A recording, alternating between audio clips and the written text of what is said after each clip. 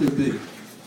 And in the end run, we decided we want to be a country inn with a touch of the colonial. We wanted to remember the past, and that's why the lamplighter, which graces the top of our hill and stands today fully lit at nighttime with his lamp lit over the Peekskill Inn, became our icon. So the shirt I'm wearing, the very first one that came out, represents the lamplighter, which is from 1957, and our new name, the Inn on the Hudson. It tells people who we are and where we are. We're very proud to also be in Peekskill, New York. There's another thing going on today besides our name change, which is official, but as of July 1st, our telephone system will switch over to that. Our website facade is now completed, and we'll now have the Inn on the Hudson as part of our branding. At the same time, in addition to the branding, we also have other things that are going on, and one is the rededication of the George Washington stone or monument, which very few of you know about. And before I introduce John Curran, our city historian, the stone itself is a 3,000-pound rock upon which George Washington's emblem is, and George Washington was here in Peekskill. And for the moment, I'd like to call upon John Curran and tell you about the importance of the Peekskill Inn, now the Inn on the Hudson, and General George Washington. John Curran. Thank you, Bruce. As you may or may not know, we are right now on an authentic historic site of national significance. The bronze plaque that is down by the road that has recently been restored was put there in 1941 to commemorate where General Washington, as the Commander-in-Chief, visited this location for the first time. And it's great to see that attention is being paid to it again, and that perhaps people will further appreciate when they come to Peekskill and this particular location, really what they're looking at. Now, I've tried to make these comments as brief as possible, and basically I'm just going to read through this because it is essentially the hardcore of the information. As Commander-in-Chief of the Continental Army, General Washington arrived at Peekskill for the first time on November 10th, 1776, after his total army of 13,000 regulars and militia withdrew from a battle at White Plains, where they faced 15,000 British and Hessian soldiers.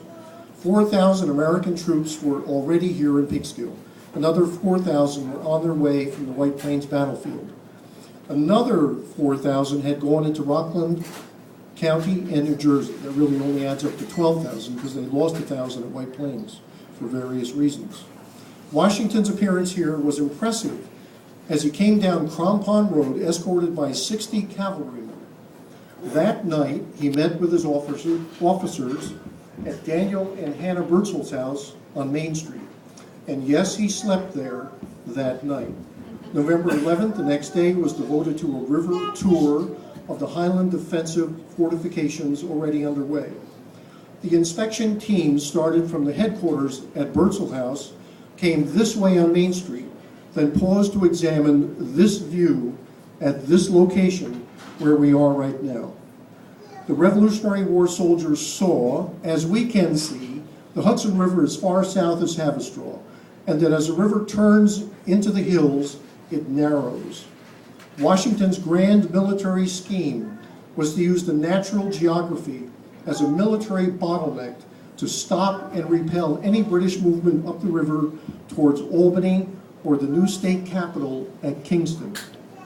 Mast and sail warships loaded with infantry could be seen from a distance coming from New York City. As they reached Peekskill Bay, they could be bombarded with cannon fire from the several forts or stopped by the first iron link chain floated between Fort Montgomery and Anthony's Nose, pretty much where the Bear Mountain Bridge is right now. Also, there were fire beacons placed on the hilltops in case of a night attack. That same evening of November 11th, the Commander-in-Chief wrote these words in a letter from Peekskill to the Continental Congress in Philadelphia. The troops necessary to secure the several posts through the highlands have also got up. I'm going to examine the passes which direct such works as may appear necessary, which after, and making the best disposition I can of things in this quarter, I intend to proceed into New Jersey which I expect to do tomorrow. Washington slept another night at Daniel Birdsall's house. Early next morning on November 12th, he and Army Officer William Heath examined some inland sites for their military uses, such as the Gallows Hill area in so-named Continental Village. Before leaving for New Jersey, Washington gave these written orders to Major General William Heath, stationed here at Peekskill. Quote, "Your division, with such troops as are now at Forts Montgomery, Independence, and Constitution, are to be under your command. Unnecessary it is for me to say anything to evince the importance of securing the land and water communication through the passes." Close quote. With this order of November 12, 1776, Peekskill became the Continental Army's base camp and headquarters for the Hudson Highland region, sometimes identified as the Army of the Hudson Highlands. We might be familiar with the 5 large barracks buildings once located on the top of the hill in the Fort Hill Park area. Peekskill remained the central command post until 1778, when West Point became the second such position. The reason was security, as this area was seriously attacked and damaged 2 times in 1777. Washington's decisive actions and decisions here at Peekskill in 1776 are why this location and this overlook were important to American military operations during the War of Independence. I leave you with words from George Washington as he later summed up his view of the entire war. And this is what he said: "The unparalleled perseverance of the armies of the United States through almost every possible suffering and discouragement for the space of 8 long years was little short of a standing miracle."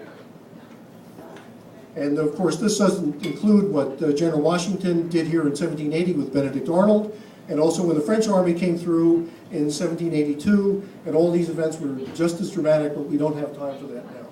And that's what I wanted to say. Thank you.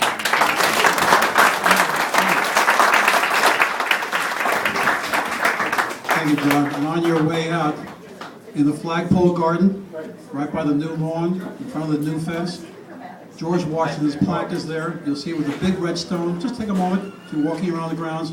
And that's where he stood, looking across the Hudson River, across to New Jersey. So it's a very historic site. I've asked Mayor Foster to give some concluding remarks. She's done her private tour, and I'd like to have her opinion. Is it yay or nay, up or down? Well, right after we did the ribbon cutting, as you can imagine, most of the women went up to check out the room. And actually, it gets a thumbs up. It is really beautiful. The details, the linens, it's really tremendous. And whoever was responsible for the design, the color scheme, picking out all the details, deserves a round of applause. It really is terrific. Okay.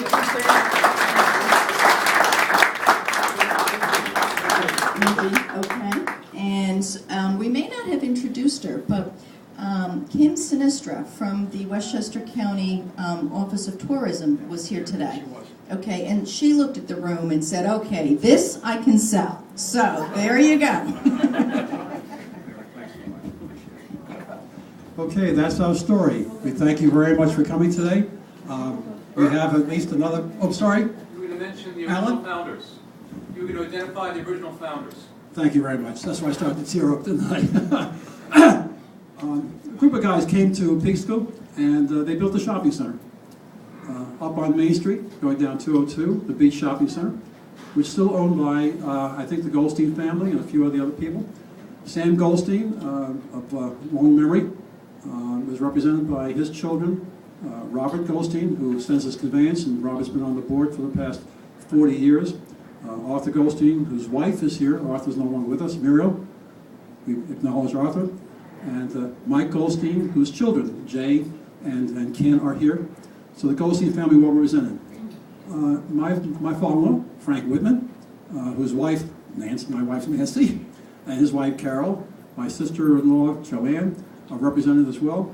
We had the Ben Goldfinger. Now, I remember Ben because I was a younger man, and